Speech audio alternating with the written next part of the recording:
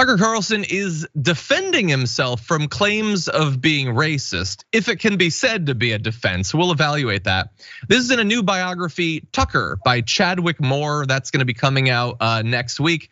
So there was a bunch of emails, text messages. Here's what he apparently says. Being racist is not a crime. Maybe it's a moral crime, but not a statutory crime. So if I was a racist, I would just say so. None of that makes any sense on any level. It doesn't make sense logically. What, the only reason you would admit to something is because it's a statutory crime? Could it just reflect poorly on you? Cheating on your wife isn't necessarily a crime. Lots of people hide that from the public. And again, the reason that like you should break it down so it's only really bad if it's literally a crime is absolutely nonsense. Now, why is he having to defend himself from accusations that he's a racist? If you are wondering that, then welcome to reality. Clearly you were just born, but it's probably due to the fact that he ran for years one of the most openly, explicitly racist television programs in the history of the United States. And that is actually saying something considering how racist our history has been. We can give some specific examples, but I am curious, Nina, what you think about his argument that he cannot be a racist because if he was, he would openly admit to it. You know, John, I try very hard not to enter the mind of mad men or mad women for that matter. He knows, I mean, as they say in the country, sometimes a hit dog gonna holler.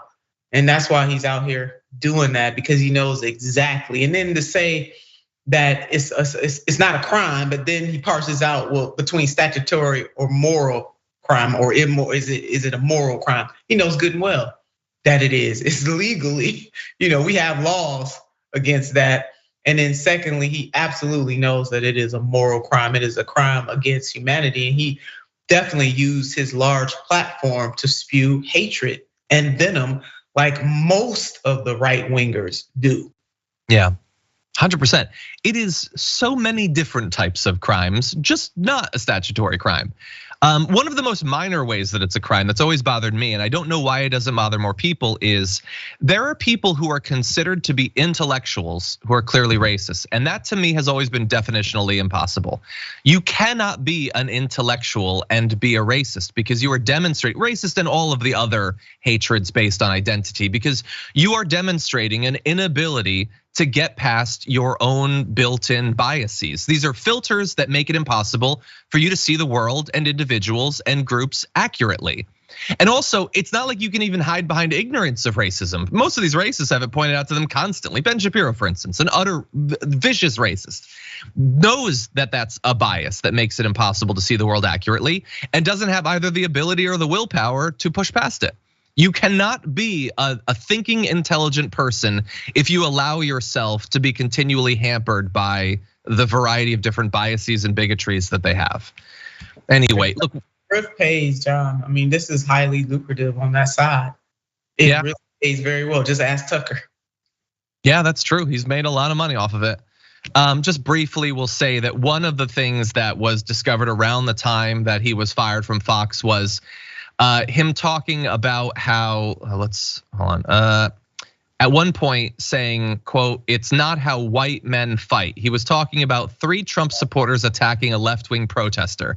He said, "That's not how white men fight." I mean, it's literally how white men fight because those white men were fighting in that way and they didn't invent jumping people. What the hell are you talking about? That's not how white men fight. Now I understand that he has seen a lot of footage of January 6th, but it's literally the footage that doesn't show any crimes being committed.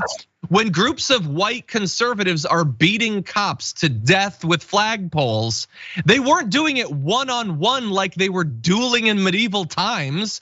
They were ganging up to kill people. That's what they were doing. Are you not familiar with the violence against civil rights protesters? The cops attacking people during the George Floyd protests? It is literally one of the only ways that white men fight, at least when they're captured on video.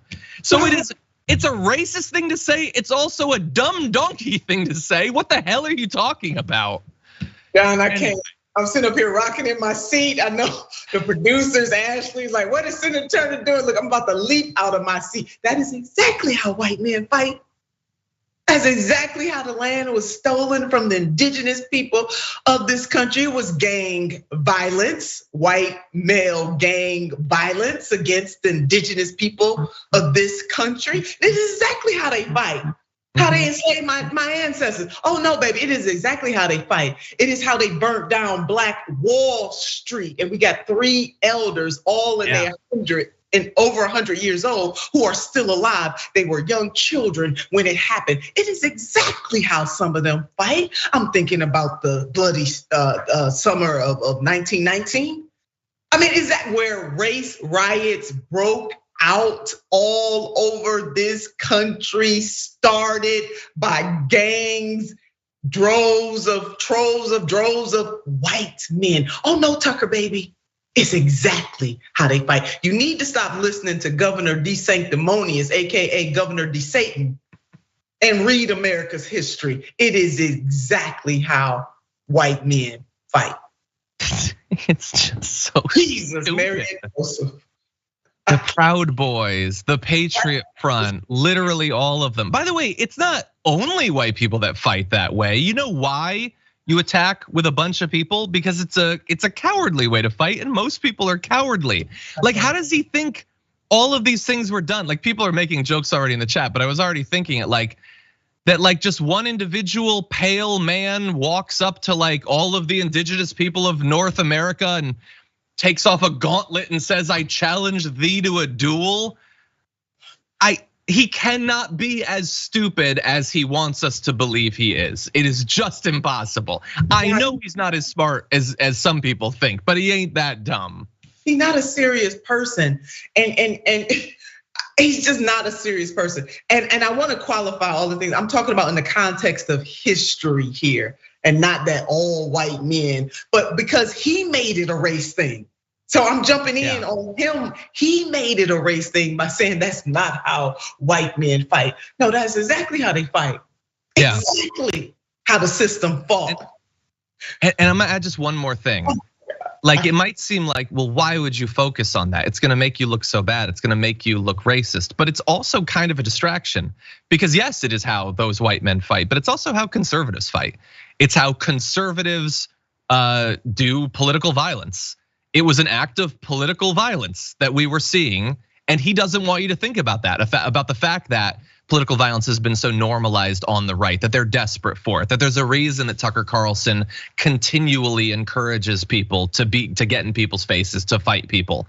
That's what we're seeing, and he doesn't want you to think about that. It's almost like you point out a bad thing so they don't think about the other bad thing. They just focus on the fact that you're a racist and not on the fact that you're a fascist.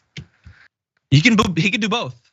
Por qué no los dos is how I would say when it comes to that.